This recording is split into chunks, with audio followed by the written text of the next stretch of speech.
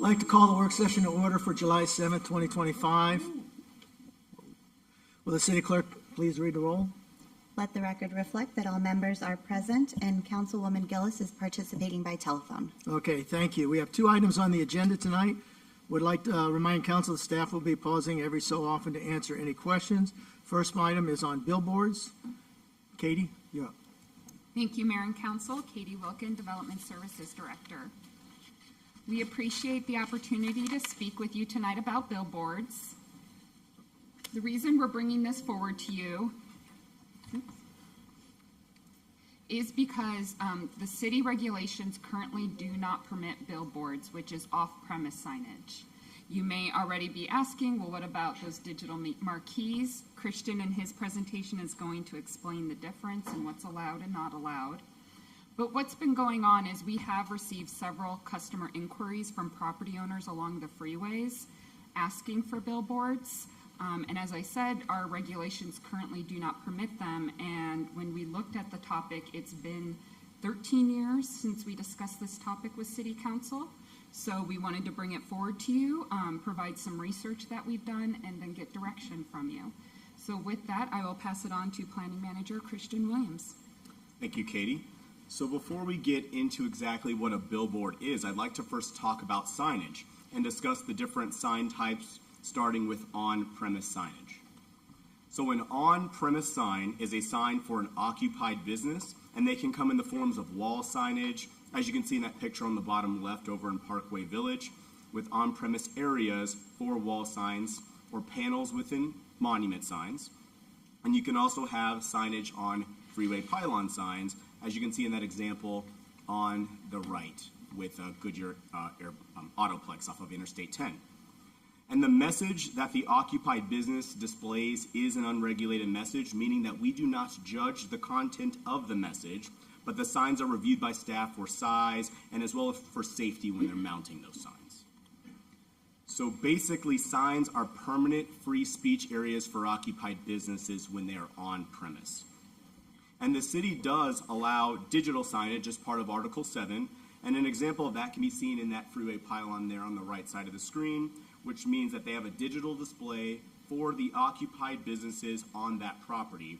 And again, on-premise signage is for signage on private property or an activity center where that business exists, and they may, again, locate signs anywhere on those where that business is, and it's not to be located within the right-of-way or areas where the activity or business does not exist. That's on-premise signage. So now let's discuss really quickly here freeway pylon signs. A freeway pylon sign is an on-premise sign that is for advertisement of a business or businesses on a property for the use by the tenants of that property or within the boundaries of the CSP. So as the name alludes, they are located adjacent to freeways. And the example you can see here would be the Estrella Falls and Estrella Market, GSQ and Estrella Falls CSP, which allows for different freeway pylon signs for advertisements of our Goodyear businesses within the CSP boundaries that are established for that. You'll also notice that there's a digital signage component on one of the GSQ signs. That digital sign could promote businesses within GSQ such as Shake Shack, Trader Joe's, or even the city of Goodyear, as we are a property owner with on-premise activities within the bounds of that CSP. It would not be for the advertisement of generic law firm or generic city of Phoenix trying to promote job opportunities unless that law firm was in an office building in the bounds of this activity center. So again, those are examples of GSQ. And then you can see some static examples of Palm Valley Cornerstone, which has single tenant panels that are static for their advertisement of those businesses in that center. So now let's discuss the digital marquees that Katie was alluding to earlier. During the Great Recession, and as a result of that recession, the city agreed to create a digital marquee program on city-owned property. That was approved in 2012, and the revenue generated from that was largely to go to transit-related services. So by way of this example, the digital marquee is located at the Goodyear Park and Ride property, and you can see that there are advertisements on that digital marquee for businesses that are located in Glendale and other places in the valley, but not within Goodyear. And the revenue generated, again, which is minimal, does go to our transit operations. The program was not a zoning action, but rather through a license agreement with the city, and it resulted in, again, 2 digital marquees being placed at Dysart and I-10 and Bullard Wash and I-10. And the program allows for off-premise signage, but being that this is through a license agreement and on our property, the city does have some control over messaging. Not total control over messaging, but we do have some control over messaging. And the license agreement allows, again, some city advertisement for certain events, but it's a small amount of advertisement. So what is a billboard? The crux of today's work session. A billboard is truly an off-premise advertisement. It is not to be confused with our digital signs or that are for on-premise advertising. And you can see in the example of this Avondale billboard example, you can see that the city of Phoenix is making an advertisement on that digital billboard. Additionally, you can see below an example of an on-premise signage. There are sign panels for the businesses within that Avondale Center, such as the Dollar Tree over there on Gateway Village.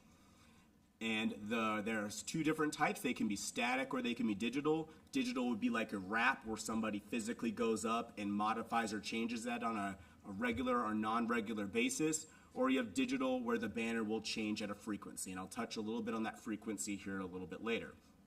And per our research, the city of Goodyear has never permitted billboards within the city, and none exist within the city today.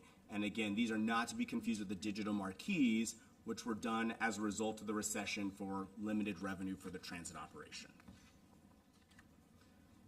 So again, I'll just highlight a little bit more about an off-premise advertisement and what it is any commercial business, regardless of location, that may place a sign anywhere on private property, not within right-of-way, and it would be considered off-premise if it is not located on their property or a site where the activity is actually occurring. They are any commercial message that they choose or any advertisement for services that they choose. Political messages that any entity would like to place on those is permitted, regardless of whether the city of Goodyear or anybody around them agrees or disagrees with the message. That is allowed for off-premise. And again, billboards and their message and their speech is not regulated. So if there is a billboard underneath a Goodyear logo or name, we do not have control over the message, regardless of what it promotes. And really briefly touching on state and federal laws, there are state and federal laws related to billboards and digital displays. It's a federal law that has a partnership with the state, and if there's a digital display adjacent to a highway, it was really created to create nice scenic highways and limit clutter and limit junkyards basically from going to the new Eisenhower freeway system. But basically the big piece of this I want you all to know is that at 11 p.m. digital signage must turn off. It may recommence operations at sunrise, and the messages must be static for 8 seconds, and that's basically to limit animations, if you will. Those are the highlights of that program. So now before we go into what other communities do, I want to just again summarize what Goodyear's current policy is. Goodyear currently does not allow billboards in the city. We do have 2 digital marquees on city property, which was created in the recession to allow mainly small revenue sources for our transit. And we do allow freeway pylon signs for on-premise signage. And by way of example, I remember Vice Mayor Campbell asked about what if there's a hidden business within GSQ, by way of example. That business would be permitted to display their message on the digital component on the signs that are approved, because that would be an on-premise sign for that activity within GSQ. So I really appreciate that question the other week. So now let's do a little drive around the valley and talk about what our other cities' policies are. I'll indicate that these blue dots are digital billboards along freeways only, and the cities are represented in different colors, and I'll highlight those as we do a little drive around the freeway system. So let's start in the Central Valley. So in the Central Valley, we have the city of Phoenix. It's one of the oldest urban freeways in the metropolitan, the Black Canyon Freeway, I-17. There's also the I-10. So thus there are a lot of billboards in Phoenix, and you can see that as an example on this screen, some of the variety of billboards they have, both static and digital, and you can see just the plethora of billboards they have. Phoenix has a more liberal approach to billboards. So now let's head up northeast. The focus of the Northeast Valley will be Scottsdale and a portion of Phoenix. But Scottsdale does not allow billboards along the Loop 101 freeway, which is the only freeway they have. Now, you will notice that there is a small dot on the bottom right of the screen that is next to the word Scottsdale. That is not within the city limits of Scottsdale. The 101 goes on to the Salt River Pima Maricopa Indian community when you get south of basically Via del, I forget what it's called. Basically, it's basically Shea. Not important. But that's when you're on the reservation, and they allow billboards. And you'll notice that City of Phoenix does have some limited freeways that snuck their way in along the Loop 101 and the Arizona 51 Piestewa Freeway, but is very limited, particularly in Scottsdale where they do not allow billboards. So now let's head a little bit southeast, and let's start with Tempe. Tempe generally does not allow billboards. The city used to allow billboards in their neighborhoods prior to the freeways, and as a means to, in 1969, they banned billboards. Now, the city is actually trying to remove billboards from their general neighborhoods off the freeway, and as a means to do that, they have allowed advertising companies to remove the billboards from the neighborhoods and place them at the Tempe marketplace. So again, that is a means for them to remove the billboards from the neighborhoods and kind of get them all in one location. So you will see them on 202 because they're removing them and replacing them up there. Mesa does not allow billboards. I will talk about the few blue dots you see around Mesa. And we also did additional research. Gilbert does not allow billboards. Chandler does not allow billboards. And they do allow digital components in some of their major shopping centers for on-premise advertisements, but those cities do not allow billboards as we would see them in their communities, and especially next to their high-quality shopping centers. On the next slide, though, I'm going to highlight a couple of these blue dots that you might say, Christian, are you telling me the full truth here? So this is an image along the 202 near Chandler. These billboards are actually all located on the Gila River Indian community on the other side of the freeway from Chandler. Any of their high-end shopping centers like Chandler Fashion Center do not have billboards along them. And another example is Gilbert, where Gilbert completely surrounds two little county islands that never were annexed in, and those two county islands have just billboards on them. And that's the story basically as you go through Chandler, Gilbert, and Mesa, county islands have billboards. So now let's head northwest. Glendale allows billboards, and they are everywhere along their stretch of the Loop 101 and Loop 303, except Glendale does not allow them in North Glendale in and around the Arrowhead Ranch area. And Glendale's the city in orange, the L-shaped city in orange. Peoria, you can see when you get to Northern Avenue, the billboards disappear. Peoria does not allow billboards. The city of Surprise allows billboards, but they are in a very limited location, and I will highlight that location on the next slide. But they're on the very top of the Loop 303 curve, just north of Sun City West. But we'll zoom into that area and talk about that in a little bit. And the city of El Mirage has been allowing billboards along their northern parkway. So to focus on Surprise a little bit, they allow billboards in a very specific stretch of Loop 303. They allowed 3 billboards. They're located between a large earthen dam and a large multi-corridor power line transmission corridor. You can see that in the screen behind. You'll see the 3 billboards, the giant power lines, and then the earthen dam in the background. Billboards there are not allowed to exceed 45 foot in height. They have limits on their square footage and size, and the billboards must be located within 200 feet of the 303, 660-foot separation. Additional billboards may be requested in Surprise through a PAD process, but generally speaking, Surprise only allows them in that one stretch. And then let's make it all the way back home to Goodyear in the Southwest Valley. Tolleson allows billboards prevalently. Avondale allows billboards prevalently. Goodyear does not, as we are aware of, and Buckeye does allow billboards. I will highlight their policy here on the next slide. So in the city of Buckeye, they allow up to 8 digital or static billboards along Interstate 10 and the State Route 85 within 150 feet of the freeway. Billboards must be located in commercial, industrial, mixed-use centers or in PADs. They must also be 1,300 feet from single-family and multifamily residential.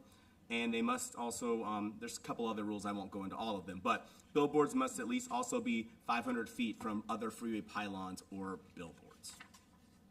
So as a final summary, billboards are not permitted in Chandler, Gilbert, Goodyear, Mesa, Peoria, Scottsdale, or Tempe. Those cities have successful retail centers along freeways and are generally regarded as high-quality regional destination locations. Surprise has a very focused area for billboards along their stretch of 303, which is on a parcel that is between a dam and power line corridor. And the cities of Avondale, Buckeye, El Mirage, Glendale, Phoenix, and Tolleson have a more liberal approach to billboards. So I'll turn it back over to Katie. Thank you. So to summarize what you heard, we kind of put it into a pros and cons list. And there are many pros with permitting digital billboards, such as it does allow high traffic advertisement in a high traffic area. Most of the customers who have reached out to us already have offered to provide community branding, such as putting the Goodyear logo or Goodyear name on their digital billboard. They also have offered to do some level of community messaging on community events, similar to what we do with the digital marquee. It provides revenue for commercial centers through the selling of the off-site advertising. It does generate some sales tax revenue, and it does provide for non-local advertisement and local advertisement as well. So Goodyear, although it allows for the non-local, Goodyear businesses can take advantage of it as well. However, some of the cons can be the look and feel of the freeways in Goodyear, how the advertising that's taking place aligns with the community identity and values. We do have existing digital marquees and digital pylon signs, and also working through how those two interact and contributes to the clutter and look and feel. Also looking at our peer cities, the majority of our peer cities do not allow these, and some that have allowed them have backed off of it. So looking at their success. The sales tax revenue that is generated is limited, and then of course it allows for non-local advertisement. So based on this, staff would recommend going forward that we do not permit billboards and we keep our current regulations. We would recommend not expanding the digital marquee program, but continuing to utilize digital freeway pylon signs for that digital component for on-site advertising. And just as a reminder, the digital freeway pylon signs do get reviewed and approved by City Council, so you can look at the number, the height, the size at the time when you look and approve them. However, this is an area where council has discretion, and council can absolutely direct us to move forward with permitting digital billboards.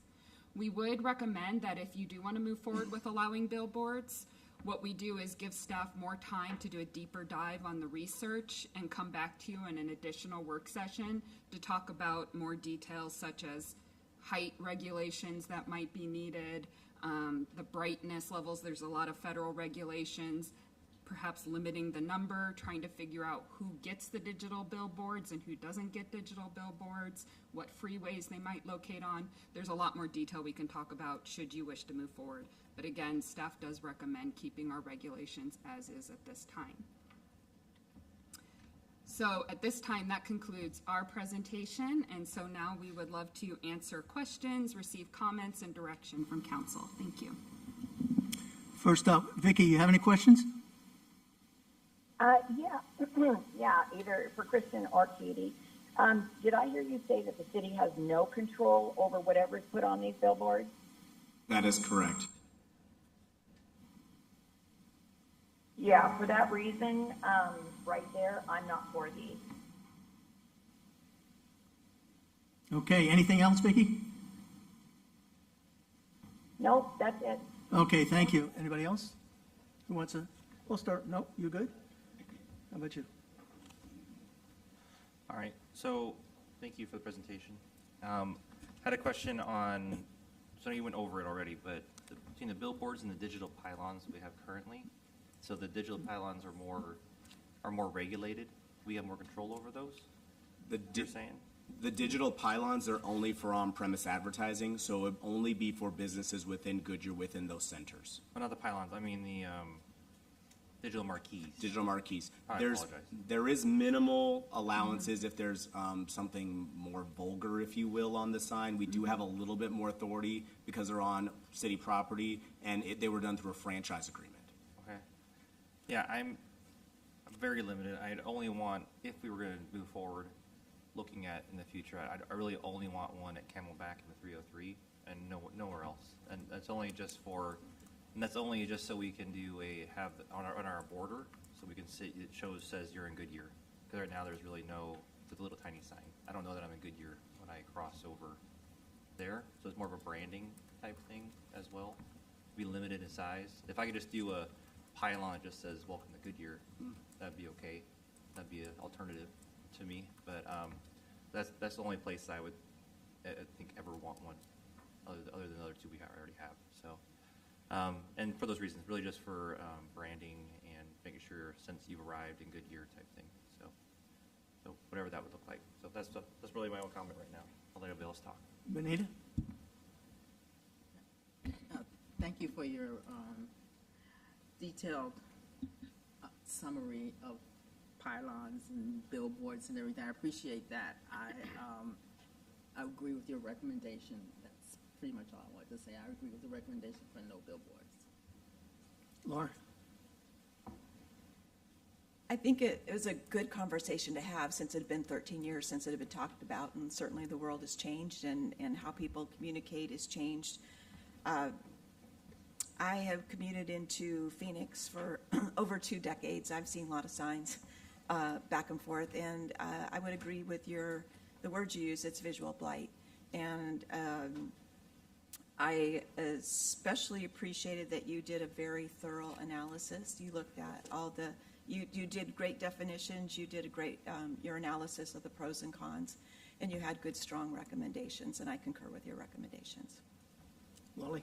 Okay, I have just a couple of questions. So, Christian, you said that Tempe is trying to remove some of the signs to move to the marketplace, and the marketplace is on 202. So does that mean they're going to cluster them all right there at the 202? Yes, their intent was they didn't want billboards anymore, and especially in the neighborhoods where they already Sure, existed. So it was an incentive to get those billboards out of their city that exists today, and they agreed that Marketplace would be the appropriate location for that. Okay. And my next question are you at liberty to say where the requests are located in Goodyear of folks wanting to put them? Can you tell us where they want to put them? So far, it has, lately, it has been some of our major commercial center owners. But there have been, over the years, I think almost every property owner at one time or another has asked. Well, because they get a along. revenue from it. Correct. And we don't get a revenue from it. So we're giving up the ability to not clutter our city while they're raking in the money. So it's certainly a revenue thing. Okay, so my next question is, and my last question is, how much is generated by the digital marquees that we have? I know you said it's not much, but how much is not much? And I know it's supposed to go to transit, and does it always have to go to transit? Yeah. 8,300 per sign per month. Okay, got it. So now my next question is, do we have to keep it at transit forever? Yes, please. Mr. Mayor, members of the council, it had to do with where the signs were located when we do the marquee agreements. And Right. actually, there was 2 signs, one which was located on the Park and Ride site. The Since- old park and ride or new park and ride?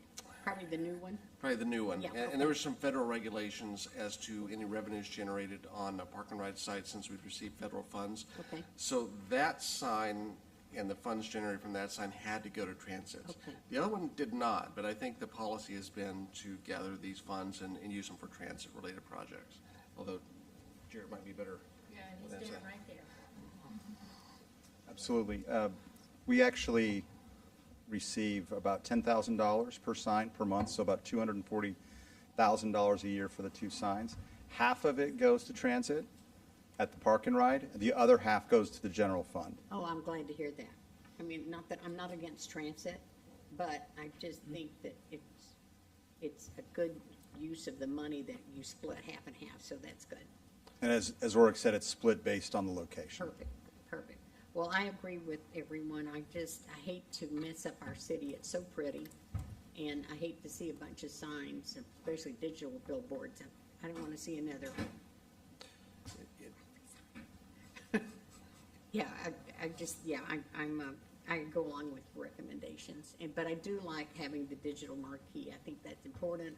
I love having the digital within the freeway pylon so that they can maybe advertise something special if it's digital, and they can change that at will.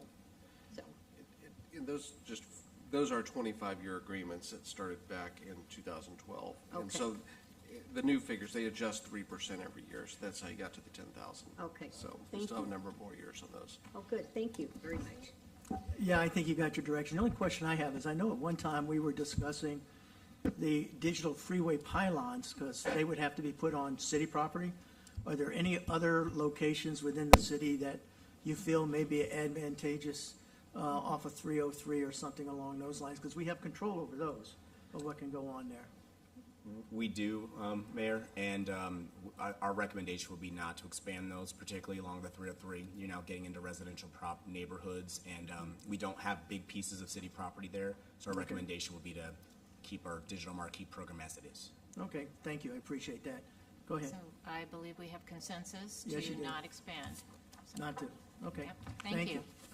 Number 2, our last item is the Engineering Design Standards and Policies Manual for 2025. I guess, where's Marty? Marty doesn't have a prop, I'm sorry.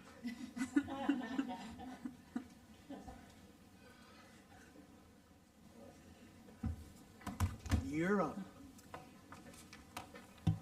While Marty gets settled, I'll introduce, thank you, Mayor and Council again, Katie Wilkin, Development Services Director. And I just want to say, although this item isn't specifically listed as an action item in the city strategic plan, it does directly relate to the action item of making improvements to the development continuum process, which you'll learn about in the presentation Marty has. Also, it is somewhat related to the project of updating the zoning ordinance, as we have 3 major documents that guide development: the building code, the zoning ordinance, and the engineering design standards. So updating this is directly tied to the goals of the strategic plan. And so with that, I will introduce Deputy Director of Development Engineering, Marty Crossland. Thank you, Katie. Thanks for having me tonight, Mayor, Council. So we're here to talk about the Engineering Design Standards and Policies Manual, or as we like to call it, the EDS and PM, because the title is just as long as the document itself. So this is our supplement to the MAG standards, the Maricopa Area Government Standards for Construction.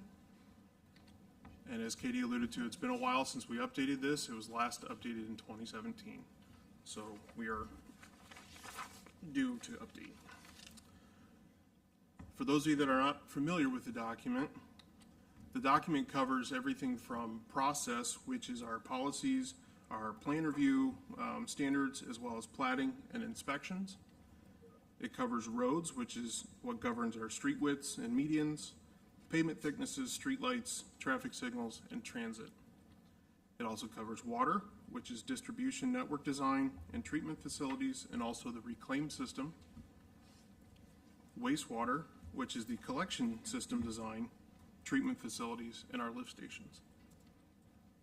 Parks, which also rolls in the median and park landscaping requirements, which works in tandem with the planning and zoning requirements, as well as irrigation design and our trail system. And last, our drainage component, which involves drainage sewer systems, retention basins, erosion control, and floodplain requirements.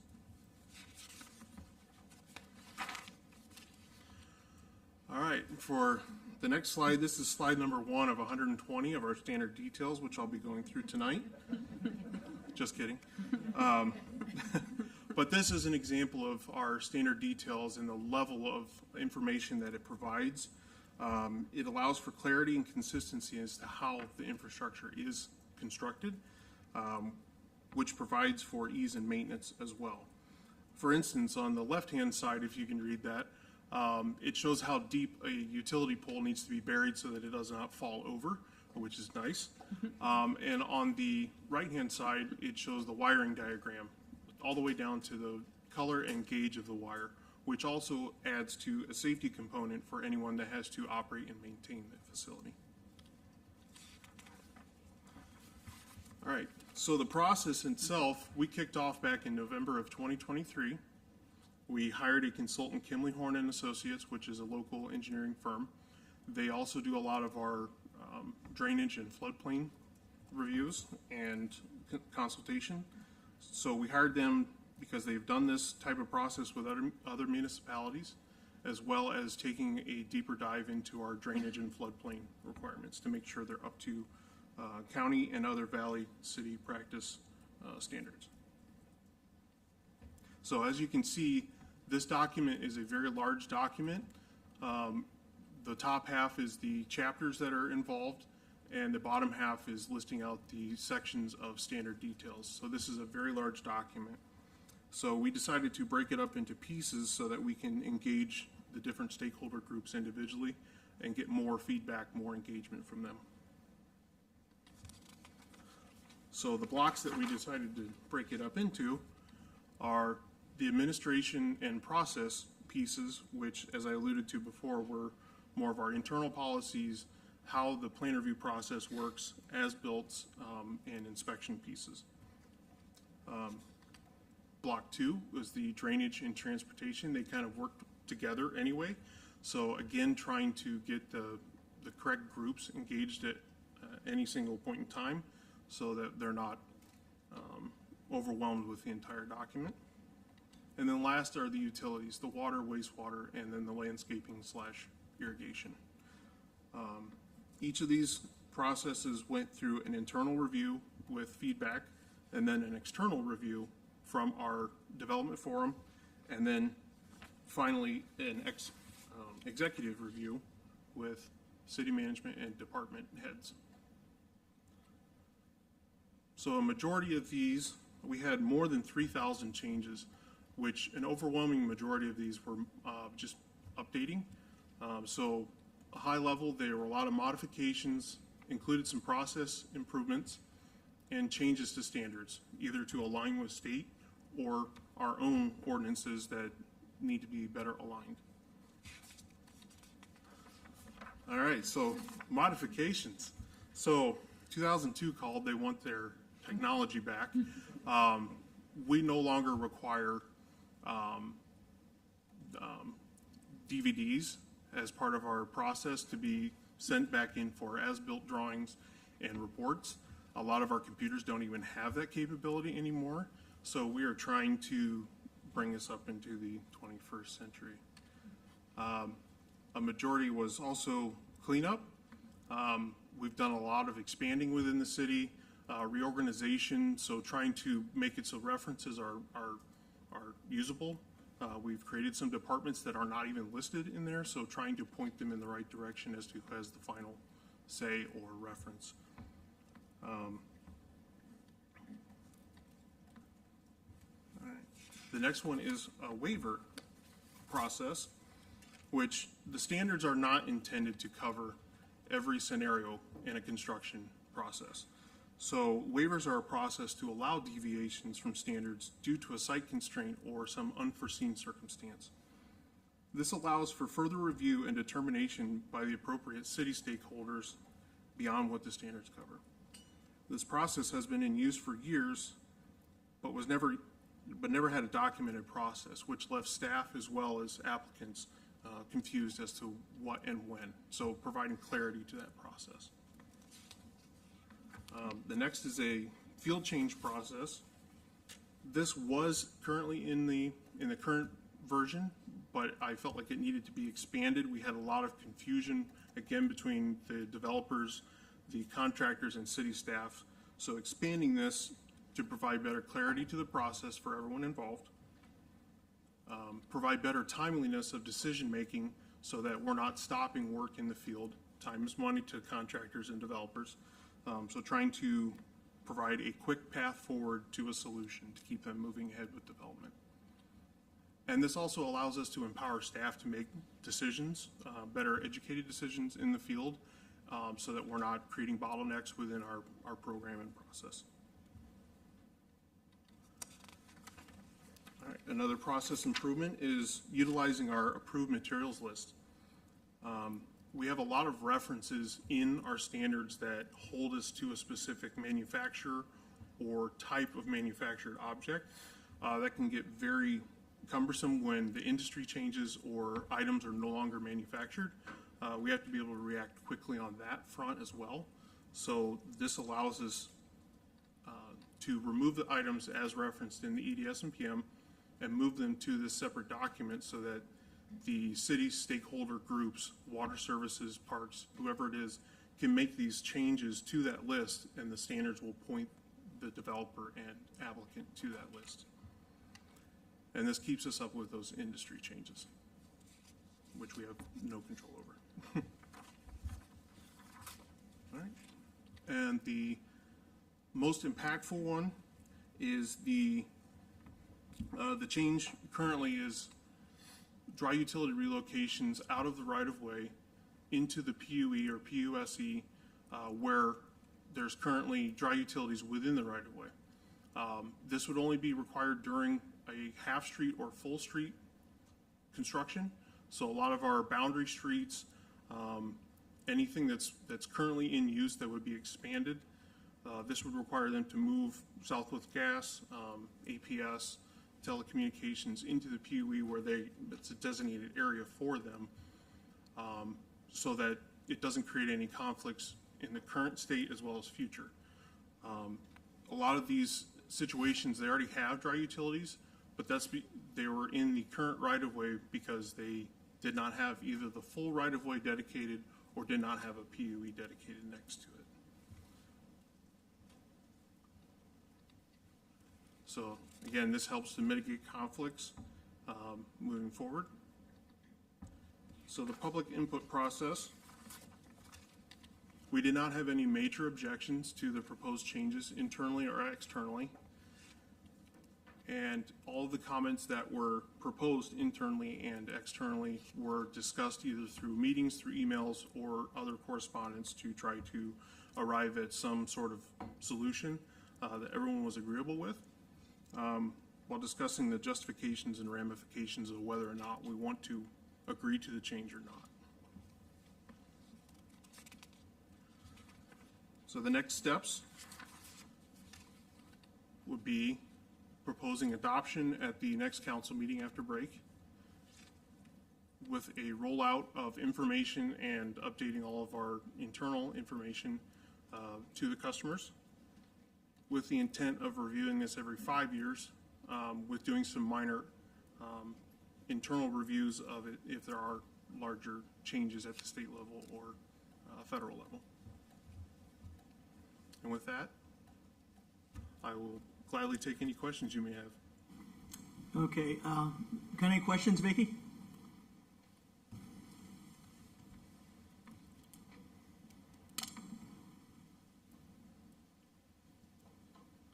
No, did you hear me? Yes, do you have any questions? No, I agree with the staff's decision. You agree with it? Okay, thank you. Anybody else around the dais here? Go ahead, Laura. Well, since it's been 2017 since you reviewed it, I think it was very, very timely and certainly fits in with everything that we've been trying to do. And I like the idea of a 5-year interval going forward because obviously you've had to make some big changes for this. You did mention stakeholder input. Who are your stakeholders? Who is involved in that from externally?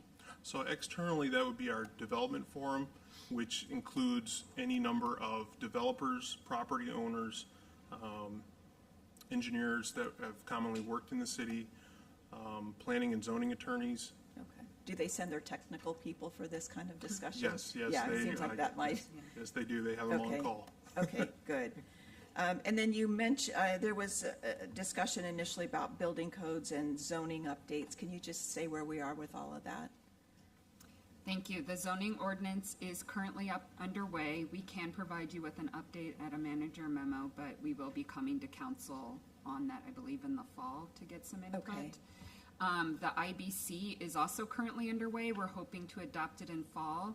With the IBC, part of, we're trying to align with City of Phoenix because, City of Phoenix is so large that we don't want to change our code ahead of them and then be Right. off from them. That can be challenging for home builders and other developers.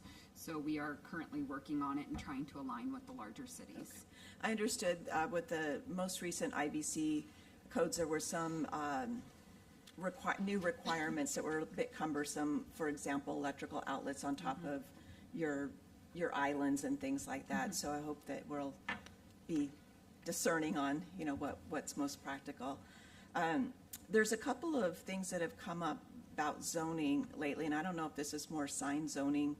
I've talked with Wynette about it. Is that fall under sign zoning? It's new businesses that feel hampered by a limited time that they have to promote their business. Certainly multifamily, they get a lot of traffic initially, but as soon as that time period's up, their traffic just dwindles down. And does that fall under zoning? Yes. Okay. Is that something you'll be discussing, or is that something that will be Should bring that up. You're on. Okay, my recommendation would to add it to the project list as we go through the strategic Okay. planning process. There's still time then to do it. You're not gonna, you still have time to address that. Yes, Okay. the surveys are scheduled to go out for the strategic planning process at the end of August, and then we'll come back together in October, and we can place it to where it's Okay. sooner than later. Okay. So I just want to make sure that the zoning project won't be done before that. We have a chance to talk about it. Correct. The zoning, we don't anticipate the zoning coming to you for final adoption till next June. Okay. So we have Okay. plenty of time to work through items you want to bring forward. Wonderful. Thank you so much. Nope. Nope. Do you have something?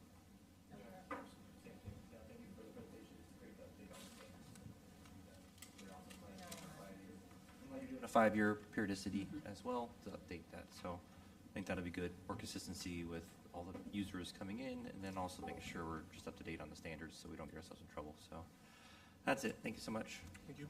The only thing I have is to piggyback. We're hearing that, especially with some of the apartments, trying to get people in, not being able to put up some temporary signs. It hurts them. So I'm with Laura on that one. Is anything we can do to try to make the business a little more, reasonable for them to get the people there to their businesses would be appreciated. So with that, thank you for the presentation. I think that's it for now. We've got no more business here. We're going to close this meeting, and we need about 10, 15 minutes to get set up over at the other place. Okay.